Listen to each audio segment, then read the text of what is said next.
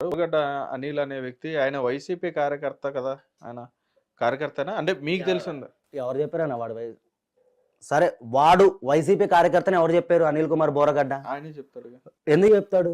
సరే ఏ రోజైనా వాడు జగన్ గారు ఒక ప్రెస్ మీట్ పెట్టి అనిల్ కుమార్ బోరగడ్డ నా కార్యకర్త, నా ఎంపీ క్యాండిడేటు, నా ఎమ్మెల్యే క్యాండిడేటు, ఆడు నోరిప్పితేనే డ్రైనేజ్ వాసన వాడిది.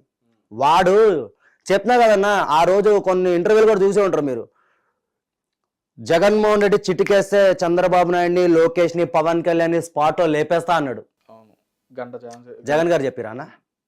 సరే వీడు అరెస్ట్ అయ్యండి, ఈ బోరగడ్డ గాడు. అదే వాళ్ళ వైఫ్ కూడా బాధపడుతుంది కదా. అంటే దళితులు అని చెప్పని మీరు ఇక్కడ దళితుల్ని తీసుకురావడం ఏంటన్నా? అన్న నేను ఒకటే చెప్తున్నాను, అన్ని కులాలు అన్ని మతాలు ఒకటే. ఇక్కడ దళితులు ఇవన్నీ పక్కన పెట్టేయండి. మరి వాడు ఎందుకు దాక్కుండా లోపడ? ఇప్పుడు తాళాలు పలగొట్టుకుని లోపలికి వచ్చిన మరి ఆడెందుకు దాక్కుండా లోపడ?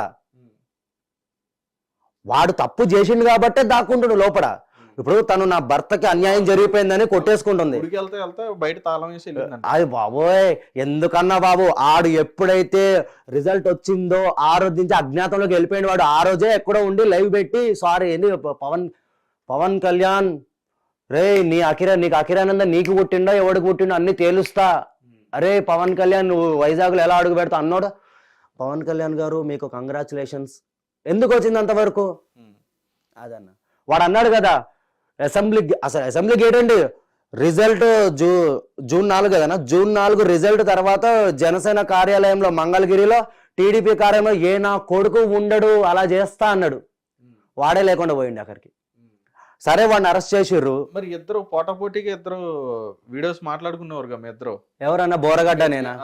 బోరగడ్డ నేను మాట్లాడేటోళ్ళం కాదు. వాడు చేతకాని ఎదవన్నాడు. ఆడికి ఫోన్ చేసాం అనుకో అన్న, 2022 అనుకుంటా. వాడికి ఫోన్ చేస్తే చెప్పండి అంటాడు, నీ మీద పోలీస్ కేసు పెడుతున్నా అని చెప్పి ఫోన్ స్విచ్ ఆఫ్ చేసేస్తాడు. ఆ నెంబర్ బ్లాక్. అక్కడికి ఉత్తిపునని భయపడతాడన్న. ఆడు ఏంటంటే బయటకే షోలు అన్న, అన్ని కుళ్ళేతున్నా బయటకే షోలు, లోపలికి ఏమో అంత డొల్లాది అంతా ఏముండు. ఇప్పుడు వాడిని అరెస్ట్ చేశారు, ఇన్ని రోజులు అవుతుంది. మరి జగన్మోహన్ రెడ్డి గారు నా కార్యకర్త అని చెప్పి నువ్వు ప్రెస్ మీట్ పెట్టి ఇడిపియాలి కదా. ఇప్పుడు నన్ను అరెస్ట్ చేశారు, నాకు జనసేన పార్టీ అండగా ఉంది. 3 రోజులు బయట తీసుకొచ్చారు, 3 రోజుల్లో. మరి వాడిని ఎందుకు తీసుకురాలేకపోతున్నారు వాడిని? వాడి వీడియోలు మీరు కూడా చూసారు కదన్నా. మామూలుగా మాట్లాడిండా, నీ పిల్లలు రేప్ చేస్తా పండబెట్టాలి దగ్గర తీసుకొచ్చి వాడిని వదులుతామా అన్న? వాడిని ఒకవేళ పవన్ కళ్యాణ్ గారు వదిలేసినా కూడా మేము కొంతమంది ఉన్నాం కదా లెక్కల్లో, గుంటూరులో దొరుకుతాడు, అన్నీ అవుతాయి మొత్తము. ప్రతిదీ బోరగడ్డ గారికి చెప్తున్నాం కానీ వాడు ముందుంది ముసల పండగన వాడికి. అయితే ఇక్కడ ఇంకొక విషయం ఏంటంటే కళ్యాణ్, ఇప్పుడు నువ్వు మాట్లాడుతున్నావు, ఇట్లా మాట్లాడుతున్నావు అంటే మొన్నటి వరకు ఇంకా చాలా రఫ్గా మాట్లాడేవాడు, ఇంకా ఘోరంగా మాట్లాడేవాడు. ఇప్పుడు పార్టీ వచ్చిన తర్వాత నేను అదే అన్నా ఇంత ఫస్ట్, పార్టీ వచ్చింది కదా అని చెప్పని ఇప్పుడు ఏమైనా ఇదయ్యే అవకాశం ఉందంటే, లేకపోగా మీ నాయకుడు చెప్పినట్టుగా ఆయన అనుసరణలో నడుతున్నా అని చెప్పని అన్నారు. నేను వీళ్ళని మాత్రం ఎందుకు తిడుతున్నా అంటే, అరే తురే అని చెప్పి బోరగడ్డ గారిని, శ్రీరెడ్డిని, వీళ్ళకి పార్టీతో సంబంధం లేదు, వీళ్ళు ఇంకా రెచ్చిపోయినారు. సో వీళ్ళని మాత్రం ఎప్పటికీ నేను మా పార్టీ అధికారులు ఉన్నా లేకపోయినా వీళ్ళని మాత్రం అరే తురే కొడతావాడిని నేను. నాకు ఒకటే అన్న, వాడిని బహిరంగంగా పవన్ కళ్యాణ్ గారి బ్యానర్ ముంగడ క్షమాపణ చెప్పించే వరకు వాడిని మేము వదలం. ఎవరు వదిలినా కూడా, నారా లోకేష్ గారు వదిలేసినా కూడా మేమైతే వదలం.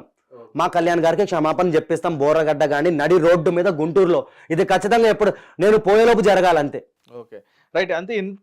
ఇంత మీరు ఫైర్ మీద మాట్లాడుతున్నారు, అదేవిధంగా ఇంత కరెక్ట్గా మీరు మాట్లాడుతున్నా కానీ మీ ఫాలోవర్స్ నుంచే, అంటే మీ సర్కిల్ నుంచే, మీ దాంట్లో నుంచే మీకు కూడా కొన్ని వార్నింగ్స్ రావడం కానీ, మిమ్మల్ని కూడా నువ్వు ఏంట్రా ఎక్కువ మాట్లాడుతున్నావు నువ్వు అది ఇది అని చెప్పని మీకే వార్నింగ్లు ఇచ్చి నువ్వెంత అన్నట్టుగా కూడా మాట్లాడినవి కూడా మాకు తెలిసింది. మరి నిజమైన వాస్తవం అది ఉన్నారన్న. ఇప్పుడు ఎలాగంటేనా నేను స్ట్రైట్ ఫార్వర్డ్ అన్న. నేను ఎలాగంటే ఒకళ్ళని మోసం చేసి బతికేట ఉండేది కాదు. నేను కళ్యాణ్ గారి కోసం ప్రాణం ఇచ్చేస్తా. ఇప్పుడు నువ్వు పురుగుల మంది వచ్చేస్తే తాగే రకాన్ని నేను ఆయన కోసం. పొద్దున్న మా అమ్మతో పెద్ద లొల్లి కూడా అయింది నాకు ఆల్రెడీ.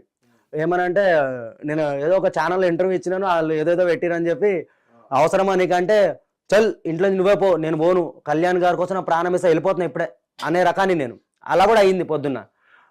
అన్నారు కొంతమంది నాకు పార్టీలో నుంచి, నీ వల్ల చెడ్డ పేరు వస్తుంది, నీ వల్ల అది వస్తుంది, నీ వల్ల ఇది వస్తుంది అని చెప్పి.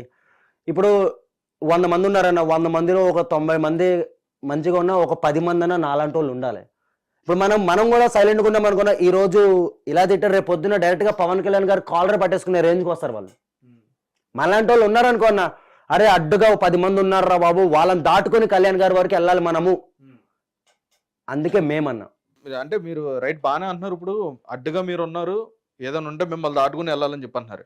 మీరు ఇక్కడ ఉన్నది తెలంగాణ, మీరు ఉన్నది అది ఆంధ్ర పాలిటిక్స్ వచ్చేటప్పటికి అక్కడ. నేను ఇప్పుడు ఏపీలోనే ఉంటున్నాను. యాక్చువల్లీ నేను ఏపీలోనే ఉంటున్నాను, విజయవాడలో ఉంటున్నాను అన్న.